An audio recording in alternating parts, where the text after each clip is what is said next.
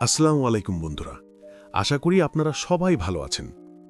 আজকের ভিডিওতে আমি আপনাদেরকে দেখাবো রাং ওয়েল্ডিং কিভাবে করা হয় এবং এই ওয়েল্ডিং সম্পর্কে কিছু গুরুত্বপূর্ণ তথ্য শেয়ার করব। সত্যি কথা বলতে এই ধরনের ওয়েল্ডিং সম্পর্কে আমরা নিজেরাও আগে ভালোভাবে জানতাম না, কিন্তু একটি গাড়ির 5টি অংশ নষ্ট হওয়ার পর বিষয়টি আমাদের সামনে পরিষ্কার হয়ে আসে। তখন আমরা বুঝতে পারি এই ওয়েল্ডিং পদ্ধতির ভেতরে এমন কিছু বিষয় আছে যা অনেকেরই অজানা। আর সেই কারণেই ভাবলাম বিষয়টি শুধু নিজের মধ্যে না রেখে আপনাদের মাঝেও শেয়ার করা উচিত। আমাদের মধ্যে অনেকেই আছেন যারা বিভিন্ন ধরনের ওয়েল্ডিং সম্পর্কে জানেন, আবার অনেকেই আছেন যারা ওয়েল্ডিংয়ের নামই ঠিকভাবে জানেন না। কিন্তু বাস্তবে পৃথিবীতে অনেক ধরনের ওয়েল্ডিং রয়েছে এবং প্রতিটি ওয়েল্ডিংয়ের কাজ, ব্যবহার ও বৈশিষ্ট্য আলাদা।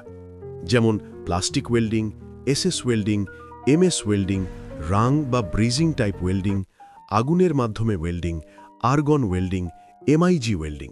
এছাড়াও আরও অনেক ধরনের ওয়েল্ডিং রয়েছে যেগুলো নির্দিষ্ট কাজের জন্য ব্যবহার করা হয়।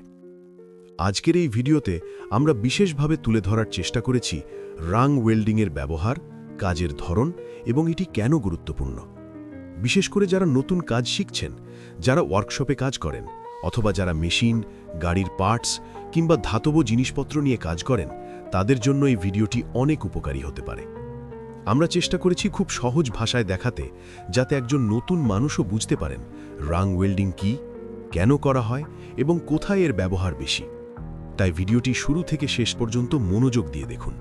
আশা করছি আজকের ভিডিও থেকে নতুন কিছু জানতে পারবেন এবং বাস্তব কাজের ক্ষেত্রেও উপকৃত হবেন।